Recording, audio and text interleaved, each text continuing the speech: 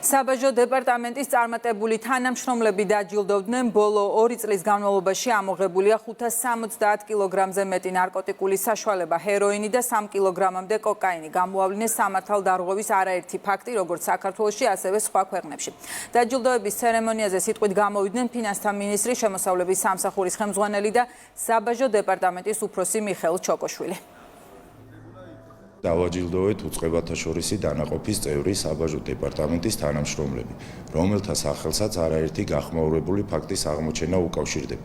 გლობალური გამოწვევების ფონზე ბოლო წლების მონაცემებით საკმაოდ გაზრდილია სამართალდარღვევების გამოვლინებების მაჩვენებელი, რაც საბაჟო ადმინისტრაციის ეფექტურ და კოორდინირებულ მუშაობაზე მიუთითებს. უწყებათა შორის დანაყოფებში შედის 4 სტრუქტურული ერთეული.